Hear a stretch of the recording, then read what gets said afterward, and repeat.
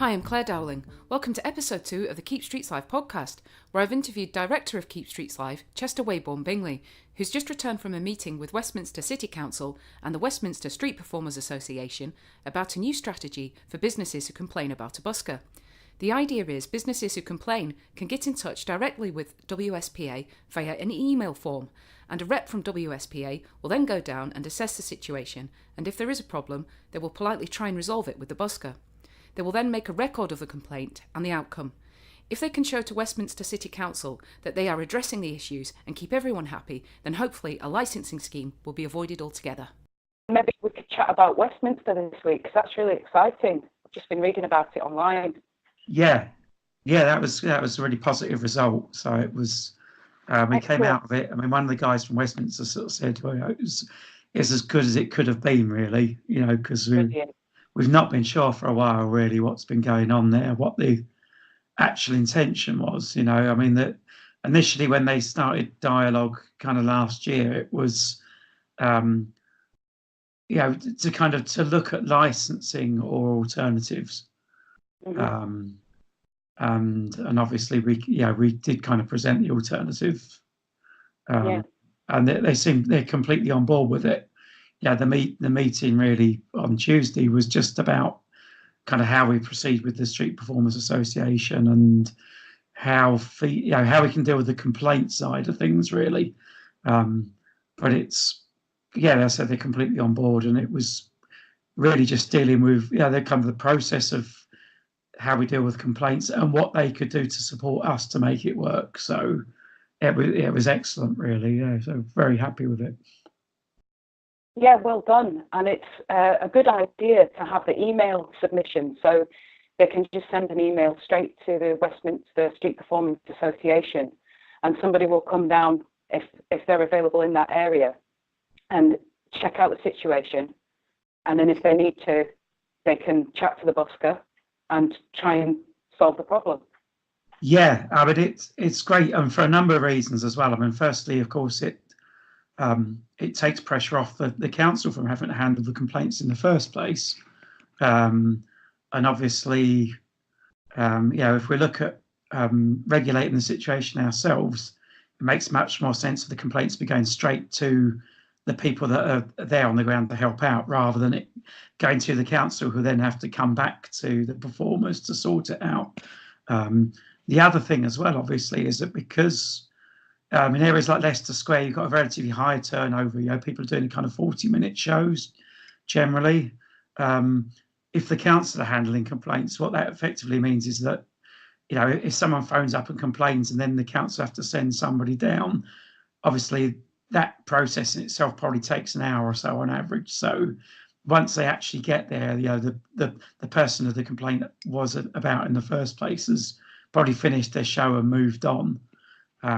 So with the performers handling the complaints, hopefully the emails can be received almost instantly and dealt with almost instantly. So it does mean, firstly, that hopefully they'll be able to talk to the person on the spot, but also they will know. I mean, if we don't get there in time, we will know who has been performing and what they've been up to.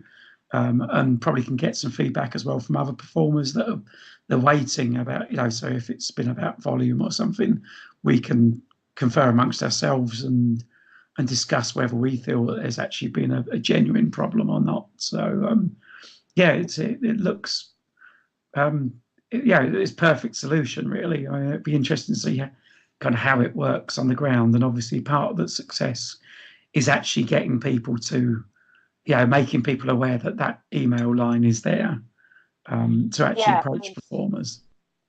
You'll need volunteers. They'll need volunteers as well to go down and make it all happen. So it'll be fascinating to see how that all works out. I'll be keeping a close eye on that. Yeah, definitely. I think on that front as well. I mean, it's really being used to target kind of three main areas in the West End. So they are places that there are generally performers there all of the time. So we have kind of regular reps, but also if we can get 2 or 3 other people that are interested in taking it on as well, yeah, hopefully we got it all covered really. So. Yeah, it's a brilliant idea. Yeah, great stuff. And something else I thought I picked up on one of the Facebook groups was you'd sent a letter to Poole a few weeks ago about their guide to busking. Apparently it claims a permit is needed to busk in Poole. And I've just made some notes here from your letter. However, under the 2003 Licensing Act and reiterated in the 2012 Live Music Act, busking is considered an unregulated activity, and as such, no permit or license is required. So it's a bit similar to what happened to us in Carlisle when they misused a PSPO against us to get us to move off a spot. I was just wondering if you'd heard anything back from Poole after sending them that. I did get a reply, which was very vague and not very helpful. Mm-hmm. They referred me to the .gov guidance on busking, which it doesn't really answer any questions, because all it says is some boroughs require a license. You should check with your local authority, and they said this is the line that we're taking. But it doesn't actually say what the boroughs are which require a license on the guidance itself. So it was a bit of a cop-out, really. It wasn't really an answer to the actual specific questions I asked were not answered. But one interesting thing they did bring up was the fact that Poole itself is to be dissolved in the next few months. It's been amalgamated with Bournemouth and Christchurch. So there will actually be a new local authority. So one thing we got out of it was I did ask if they had contact details for who would be dealing with this in the future. So hopefully we can get back and maybe something that we can take on from there.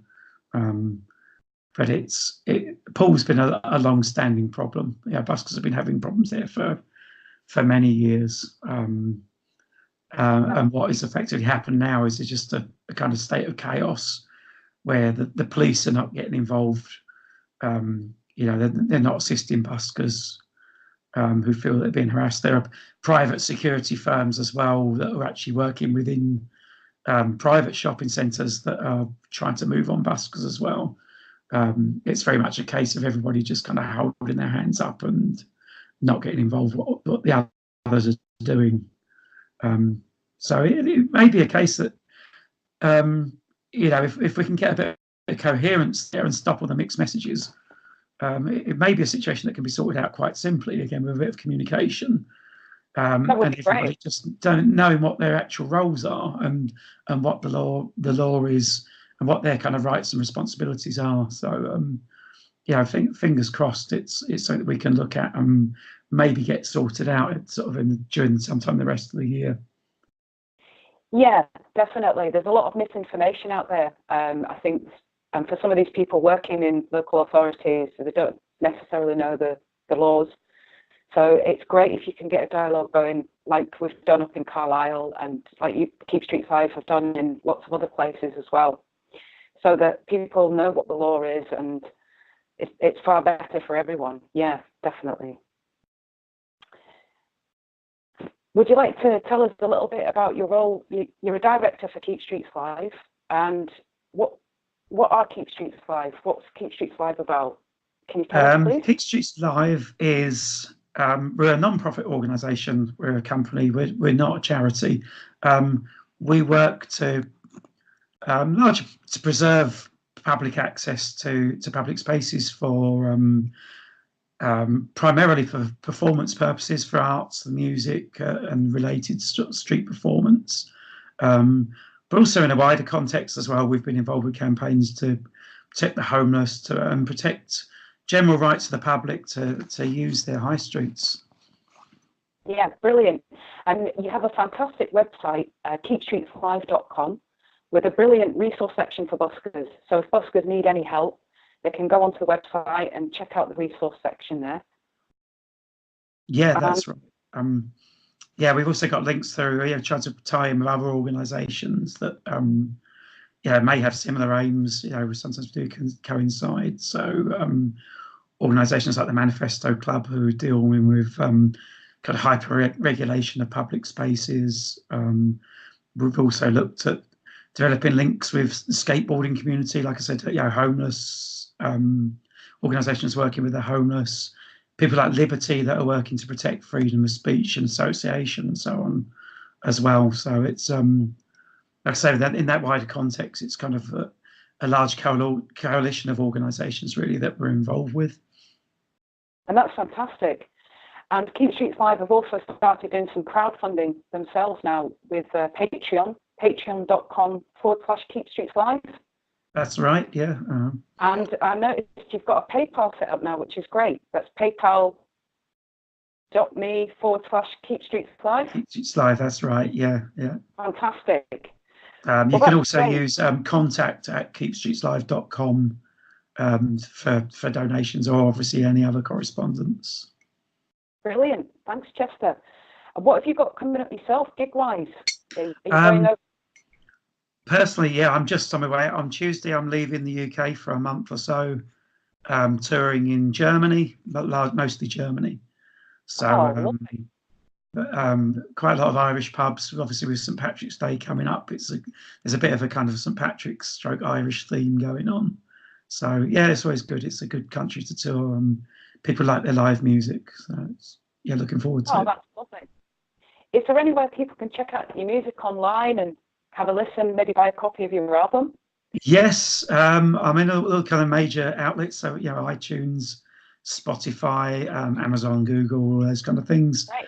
And the Weybourne Chester Bingley sort of full name, that's the name I use for the kind of recorded artist stuff. So yeah, you can check me out online. That'd be great. Lovely, Chester. Thank you. Is there anything else you'd like to add to the podcast? No, I think we've kind of covered everything for now, and no doubt there'll be more developments that we'll be keeping up to date with when I come back from Germany. So as you know, we're having a bit of an activist meeting in Leeds in April. So that would be really looking to kind of define all the directions that we're going for the rest of the year, I think, and specifically what people can actually do to help the work that we're doing. So it'd be very much based around practicalities, rather than just a kind of a talking shop where we sit and put the world to rights. Lovely. I'm looking forward to it. That'll be great. That's and brilliant. We could play out the podcast with one of your MP3s, one of your songs. That would be great. Yes, you can do that. I haven't quite decided which one yet, but no worries. But I'll send you across. Probably How Did It Ever Come to This, which was a song which has kind of been plugging as a single, really, which I wrote about. I wrote in the Somme a couple of years ago when I was travelling around northern France. So I'll send you that one over. That would be lovely. Thank you, Chester. Brilliant. Thanks for joining us on the Keep Streets Live podcast, and take care. Okay. Thanks very you. much. Yeah. All the best. Bye-bye. Thank you. Bye.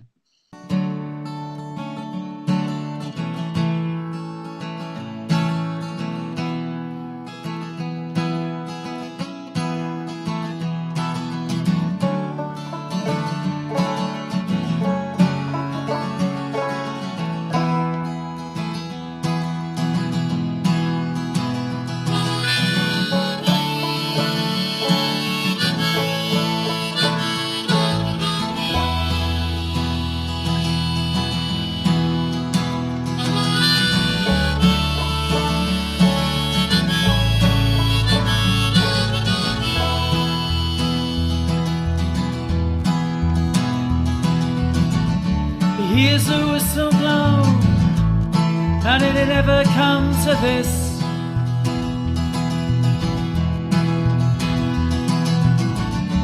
Sees the mistletoe, remembers his last kiss.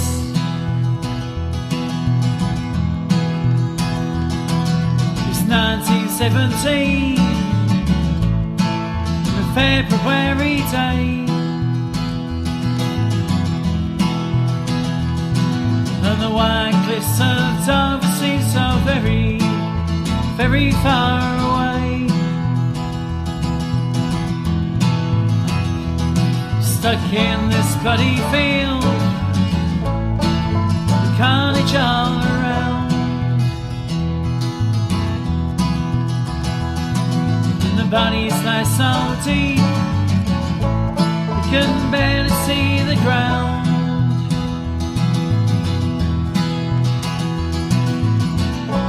Now we're breaking over broken lands. Now we're making our final stand. Shell shocked and shaking, is this all they plans? Stick our lives on another man's hand.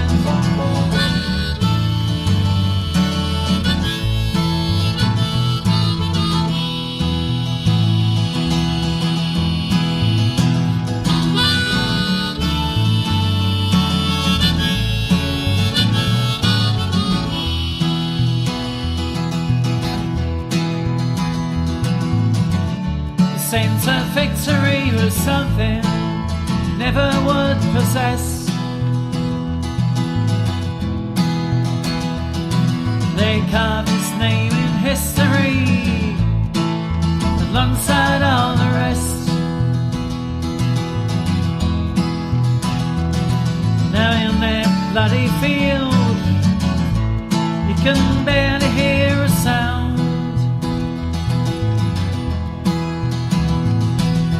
Few 10,000 crosses, you can barely see the ground.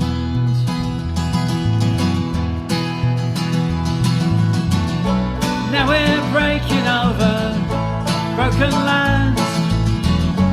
Now we're making our final stand. Shell shocked and shaking, if this all they planned, to stick our lives in another man's hands. Now we're breaking over broken lands. Now we're making our final stand. Shell shocked and shaking, is this all they planned? Stick our lives in another man's hands.